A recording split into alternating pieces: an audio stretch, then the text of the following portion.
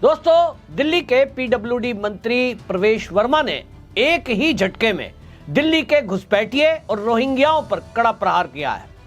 आम आदमी पार्टी के विधायक और केजरीवाल इससे पूरी तरह बौखला गए हैं। उनको समझ नहीं आ रहा कि जिनको उन्होंने पाला पोसा, जो उनका कोर वोटर था, अब उनकी रोटी रोजी कैसे चलेगी। असल में पीडब्ल्यूडी मंत्री प्रवेश वर्मा ने ये घोषणा कर दी कि दिल्ली के अंदर जो भी फर्जी राशन कार्ड बने हैं, हम दोबारा से उनकी जांच करेंगे। और इसके लिए उन्होंने एक ही झटके में, एक ही प्रहार में सारे घुसपैठियों को झटका दे दिया। उन्होंने कह दिया कि सभी राशन कार्ड हम निरस्त करते हैं और अब दिल्ली में नए सिरे से हम राशन कार्ड बनाएंगे। इसका मतलब यह हो गया कि जो भी फर्जीवाड़ा दिल्ली में हुआ था केजरीवाल की सरकार में, 11 साल में जिस तरह से राशन कार्ड बनाए गए थे, हालांकि कुछ महिलाओं के राशन कार्ड की कंप्लेंट भी आई थी कि उनका राशन कार्ड बनाने के नाम पर किस तरह से आम आदमी पार्टी के नेता शोषण कर रहे थे, वो मुद्दा अलग है। लेकिन आपको ये बता दूं कि राशन कार्ड बनाने के लिए निगम पार्षद और विधायकों की रिकमेंडेशन पर अधिकारी राशन कार्ड बना देते हैं। और दिल्ली के अंदर अमानतुल्लाह खान हो या अरविंद केजरीवाल के बाकी विधायक, इन सब ने एक षड्यंत्र के तहत दिल्ली की डेमोग्राफी को चेंज करने के लिए रोहिंग्याओं को यहां बसाया, उनको सारी सुविधा दी। आप देखिए, खुलकर अमानतुल्लाह खान कहता था, इनको तो लगता था कि हम जिंदगी भर यहां सरकार में रहेंगे, हमारा कौन बिगाड़ सकता है।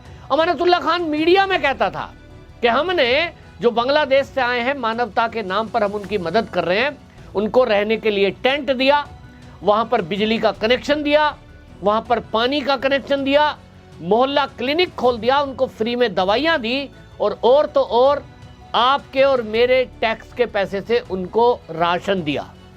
सारी सुविधाएं इनको दी क्योंकि आम आदमी पार्टी का जो वोटर है उसमें ये बड़ा एक एड ऑन करते हैं। और इसीलिए इनको लग रहा था इनको पालो पोसो। एक ही परिवार में 25-25 बच्चे, और ये बड़ी संख्या में वोटर था। जब अभी ये विधानसभा का दिल्ली का चुनाव घोषित हुआ, उसके बाद भारतीय जनता पार्टी के कार्यकर्ताओं ने मेहनत की और 70 की 70 विधानसभाओं में वो एक एक घर कार्यकर्ता गए। जब कार्यकर्ताओं ने एक एक घर जाकर के जांच की तो वो चौंक गए। ऐसा बवंडर खुला जिसका कोई कल्पना नहीं कर सकता था कि हर विधानसभा में 30 से 40 हजार फर्जी वोट बनाए हुए थे। एक घर के अंदर ही 25 वोट, जहां कोई रहता नहीं है, ऐसे लोगों का वोट बढ़ा करके और अरविंद केजरीवाल अब तक जीतता आया था। लेकिन इस विधानसभा में जो शक था वो मुक्का निकला और भारतीय जनता पार्टी के कार्यकर्ताओं ने जो मेहनत की उसका नतीजा आप देख रहे हैं, सामने है। हालांकि अभी भी दिल्ली के अंदर बड़ी संख्या में रोहिंग्या और बांग्लादेशी रह रहे हैं। इनको चिन्हित किया जाएगा। रेखा गुप्ता जो कि मुख्यमंत्री हैं, उन्होंने अमित शाह से मिलकर इसकी चिंता जताई है और उन्होंने पुलिस के वरिष्ठ अधिकारियों को, दिल्ली पुलिस कमिश्नर को इसके लिए आदेश दे दिया है कि रोहिंग्याओं की चिन्हित करके पहचान की जाए और उनको उनके देश डिपोर्ट किया जाए। ये कार्रवाई अलग से चलेगी ही, लेकिन इसी बीच प्रवेश वर्मा ने जो घोषणा की है, इस घोषणा के बाद अब नए सिरे से राशन कार्ड बनेंगे और अब आम आदमी पार्टी के विधायकों के द्वारा जो रिकमेंडेशन की जाएंगी उनकी गहनता से जांच होगी। कम से कम 2 पीढ़ी पीछे तक उनकी जांच होगी और राशन कार्ड तभी बनेगा। दूसरा, बायोमेट्रिक अटैचमेंट करने के लिए आप देखें कि 2 राज्यों में सबसे ज्यादा अड़चन आई थी। एक पश्चिम बंगाल, वहां ममता बनर्जी ये मना कर रही थी कि हम जो है इसको आधार कार्ड से लिंक नहीं होने देंगे, बायोमेट्रिक नहीं होने देंगे, क्योंकि बड़ी संख्या में पश्चिम बंगाल के अंदर भी रोहिंग्या और बांग्लादेशी रहते हैं। ममता बनर्जी भी इसी पैटर्न पर चल रही थी। उनको लग रहा था सत्ता में बने रहने के लिए इनकी वोट उनके काम आएगी, और इसलिए बड़ी संख्या में टीएमसी के नेताओं ने भी रोहिंग्या और बांग्लादेशियों के राशन कार्ड पश्चिम बंगाल में बनाए थे और इसीलिए ममता बनर्जी वहां चुनाव जीतती आती हैं। ठीक उसी पैटर्न पर दिल्ली में अरविंद केजरीवाल चले और इन्होंने यहां यही काम किया। हालांकि आप देखें कि अब 40,000 राशन पिछले दिनों कैंसिल हुए हैं। कुल जो अभी तक के दिल्ली के अंदर राशन है वो राशन कार्ड की संख्या 19 लाख है और 19 लाख राशन कार्ड के माध्यम से 71 लाख यूनिट यानी 71 लाख लोगों को हर महीने राशन मिलता है। अब ये आपके और मेरे टैक्स का पैसा है। क्या मेरे और आपके टैक्स के पैसे से विदेश से जो आए हुए घुसपैठिए हैं, और ये जो दिल्ली में घुसपैठिए हैं, इनके बारे में अगर दिल्ली पुलिस से आप पूछेंगे, मेरे कई मित्र दिल्ली पुलिस में हैं, वो बताते हैं कि ज़्यादातर जो ये रोहिंग्या और बांग्लादेशी अवैध रूप से दिल्ली में रह रहे हैं, इनमें अधिकांश, सब तो नहीं 100%, लेकिन अधिकांश लोग, इनके बच्चों को मैंने खुद देखा है, छोटे छोटे बच्चे 12-12, 13-13 साल के, वो नशाखोरी में लिप्त हैं, कुछ सूंघते हैं रुमाल में रख के, सस्ता नशा, और जो बड़े हैं वो नशा बेचते हैं और नशा करते हैं। एक के साथ एक बोतल शराब की जब फ्री मिल रही थी दिल्ली के अंदर, इन्होंने अपने घरों में वो बोतलें ली और उसकी स्मगलिंग कर रहे थे। यानी अरविंद केजरीवाल डायरेक्ट और इनडायरेक्ट इनकी मदद कर रहा था।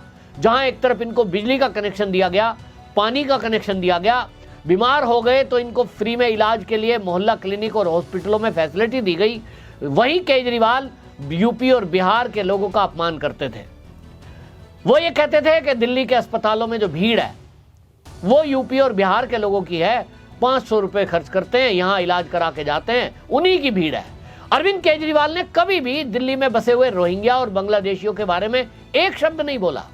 कभी भी आपने सुना क्या कि अरविंद केजरीवाल ने यह कहा हो कि दिल्ली के अंदर घुसपैठ बहुत है, दिल्ली के अंदर रोहिंग्या बहुत रह रहे हैं, और वो पुलिस को यह आदेश करते कि इन रोहिंग्याओं को उठा करके जेल में डाला जाए?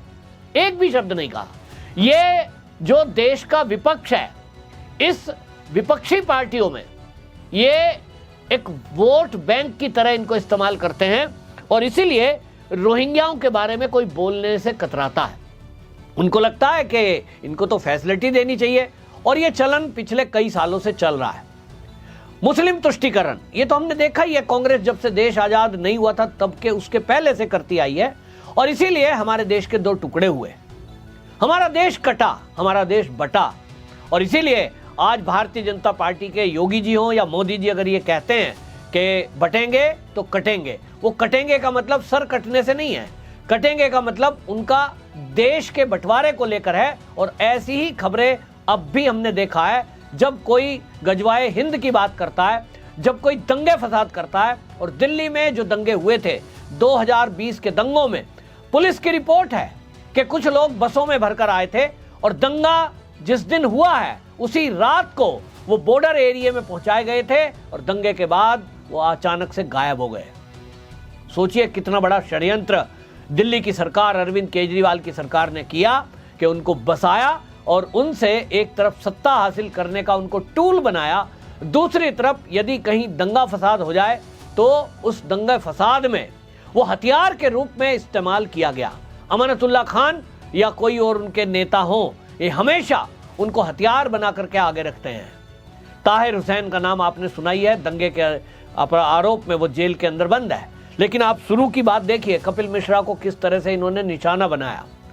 आप गलती करेंगे खुद और दोष रखेंगे दूसरे पर, ये इन आम आदमी पार्टियों की पुरानी आदत है। लेकिन अब आपको बता दूं कि जो भी ये अब यहां इन्होंने पाप किए हैं, भारतीय जनता पार्टी अब उसको सुधारने में लगी है।